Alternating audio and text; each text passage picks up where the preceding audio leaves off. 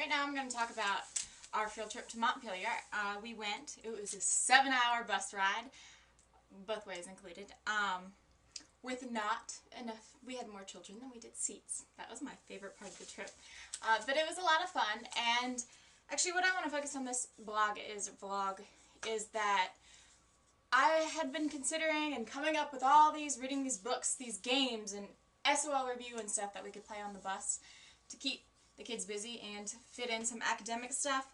But the week prior to the field trip and coming up to it, the kids were just getting burnt out. And so finally I decided, you know what, I started talking about the field trip in class and to hype them up because they were like, oh, I don't want to go, kind of deal. We hyped it up as fun. I decided that playing academics games on the bus and stuff probably wouldn't be the greatest for them. They just wanted a break. So, and it seemed it was a lot better than I thought it would be doing it that way because I learned so much more than I would have just standing up there and conducting charades games and stuff like that. Robbie and I spent the entire bus ride entertaining the kids, playing cards. I discovered what Picto Chat was. Never heard of that before. I did not know that the DSs had their internal networks and could do all these crazy things. It was really cool. Robbie and I, he was one of the aides for the special needs students, and we were running around the bus, sneaking on the kids and kind of investigating to see what they were doing, and basically all I did was try and guess who was who. They make these identities, and then once everyone figures out who they are, they make a new identity, like Candy Cane or Happy Girl, or it's silly. They don't even say anything. They always figured out when it was me. After a while, I would get bored and start writing, what was the capital of the Union? And they would all answer and be like, Miss Lion, we know it's you. It was fun. So we did that, and we spent a lot of time on opposite ends of the bus, kind of, and switching around, rotating between the kids, making sure that kids were included, no one was feeling left out, and that everybody was being kind to each other and having fun. And actually, I learned so much about these kids. A lot of them, one girl came that morning and she was upset when she got on the bus, and I sat and talked to her in a seat by ourselves. She got in a fight with her parents, her dad or something, and wouldn't let her call her mom, and she was just really, really upset. And I said, you know what, I've had these kind of fights. It was tough being that age, but at the end of the day, you just kind of, sometimes you have to let things go and not talk back. And just go in your room and scream in your pillow because it just makes it worse. And they have the power, and sometimes you're right, sometimes they're right.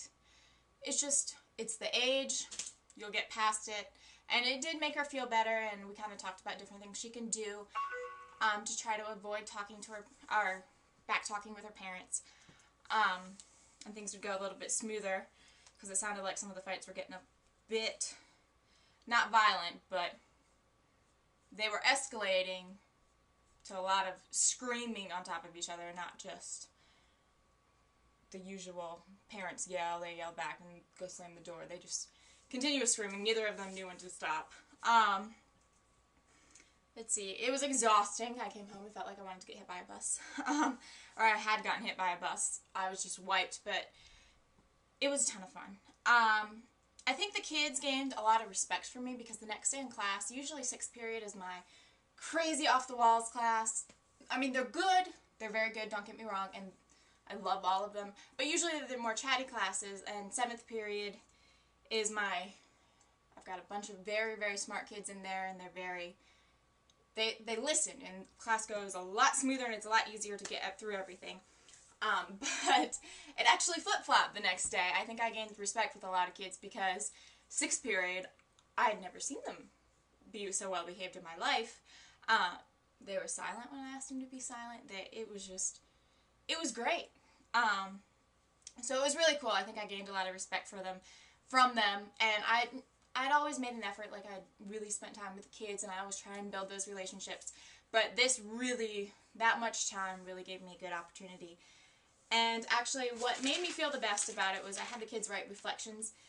And one girl, she shared with the entire class, her parents were a little bit late for picking her up. And she writes, because Miss Disler told them, thanks for keeping the kids busy. and they said, oh, we weren't really keeping them busy, we were just having fun and playing with them. That made me feel extra happy.